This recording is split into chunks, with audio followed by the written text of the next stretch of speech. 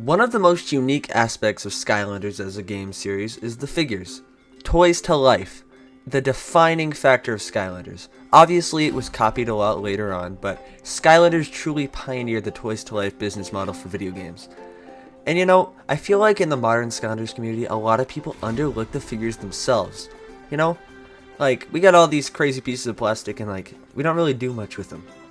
So that's why today, my Skyworldies, that's what I'm calling you now, we're going to be discussing all the kooky, crazy, and possibly conspicuous things that you can do with your Skylanders figures. Let's get into it. Before I get into the guts of the video, I just want to specify, we're going to be a little more in-depth than just collecting your Skylanders figures, or like looking at them, or maybe even just giving them a little sniff. That's nice. We're gonna get a little more hands-on with these methods. So, you know, without further ado, the first one, and definitely the most popular one, Skylanders Customs. Specifically the type where you add some physical aspect to them beyond just painting. We'll talk about that later. But yeah, there's a lot you can do with just physical customs. Some people like to dismantle duplicate Skylanders and stitch them back together to make something entirely new. Some people just like to tear them off, tear them apart. I personally think my makeover of my T-Rex was absolutely stellar, but that's just a personal take. Overall though, there's a lot of potential here, and you can get pretty damn creative. I've seen some cool shit. Like, for example, this dual blade igniter that Cloudbreaker gave me, you know, that's pretty sick, man. That's pretty sick. And then also, like I alluded to earlier, painting. This is a bit less custom than like fully gluing things onto them, but you can still do some cool stuff with painting your Skylanders. I don't know if you guys have ever seen it, but Rainstorm Riddle specifically on Twitter knows how to paint a Skylander or two. Like, that is some top dollar work right there. But even if you're not that good and you don't have the perfect supplies, just get some acrylic paint and give it a whirl on a duplicate or something. It really can be a bit calming and relaxing. And then lastly, while we're talking about customizing the actual figure itself, then I'll have to talk about sculptures. Some people make like fan sculptures of Skylanders that are completely original out of clay or something. Others make their own Skylanders characters, like for example an Imaginator. Overall though, the sky's the limit with this, and this shit can get really cool. It's more so just literal sculpting, but for Skylanders content, but it still can get pretty sick. And this actually perfectly blends into our next segment, NFC manipulation. Yeah, so I don't know how many of you guys saw it, but I made some pretty popular shorts earlier this year where I took the NFC chips out of duplicate Series 1 Spyro and Series 1 Jetpack respectively and attached them to Spyro and Jetpack cake toppers, which made them playable in-game. Shocker. And you know, I feel like there's a lot of untapped potential in this idea, because obviously I destroyed my duplicate Skylanders because I don't plan on doing it all that much, but if you get an NFC reader writer, then you can just make NFC chips and put them in anything. You can get like a bag of potato chips and you could toss down the portal and make it a Skylander. There's so much potential here. And this is why I was talking about sculptures earlier, because let's say you make a sculpture of your Imaginator. Then if you wanted to, you could take the NFC chip out of the creation crystal and attach it to your sculpture, and bam wham ziggity zam, that is the Skylander that you can play as with an actual figure. You can't tell me that's not cool.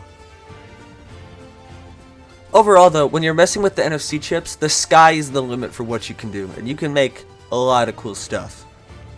But keeping it on the more technical side of the figures, and also I must say this is a very new thing, so engage at your own risk.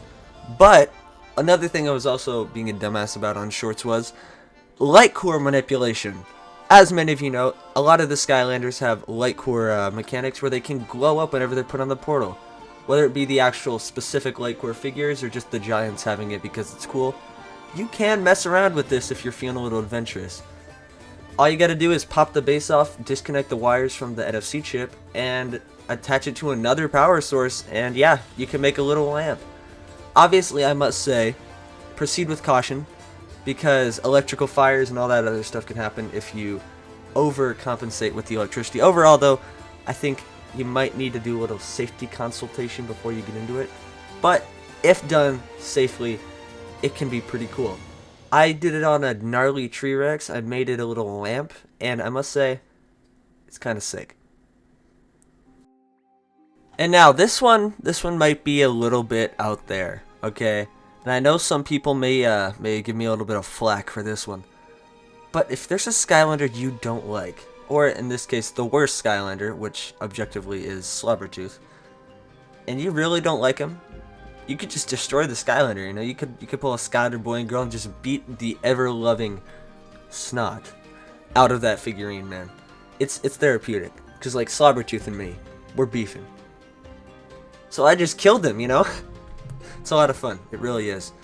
Like I said, a little out there, but it's kind of cool to see a bunch of dismantled body parts all over, and you can even like soak the ends of them in like red paint, and it looks like a bloody little murder scene. It's really, really cool. Good stuff. And lastly, for our video, this is a relatively new practice, but I'm surprised a lot of people haven't thought of it before.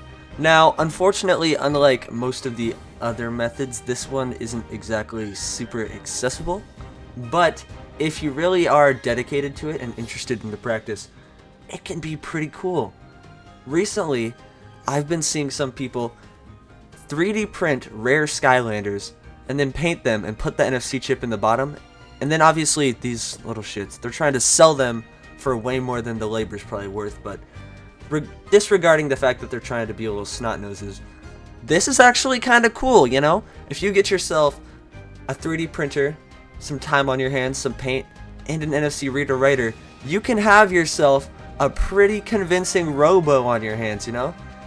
Because the thing I like about this as opposed to just straight up NFC cards is not only does it heat a bit of creativity from the person in question, it also doesn't completely kill the magic of Skylanders, because you know when you're just putting a card on the portal, it starts to get a little monotonous. But if you still have the full figure experience, I think that's pretty sick. And like I said, it's not as accessible as the other methods, but it can still be a cool time if you have a little bit of extra cash on hand and are willing to get a little bit mischievous. Anyway guys, this is just a bit of an interesting idea I had, because I was like, you know, people don't give the figures of Skylanders enough respect.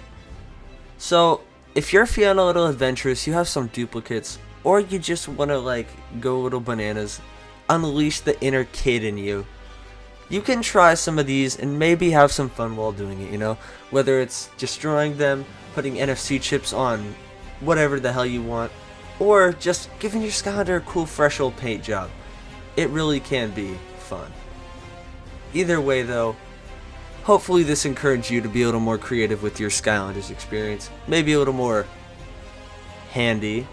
Then maybe consider subscribing or dropping a like, you know, help out your boy, your Papa Skyworld. And maybe even join the Discord server, because let me tell you boy, I'd love to have you. But without this is further actually ado, thank you for custom, watching. and it is dual blading item. I've always thought this is one of Podricker's coolest customs, and wow, he actually sent it to me. This is awesome. Thank you, man. Like, this is actually...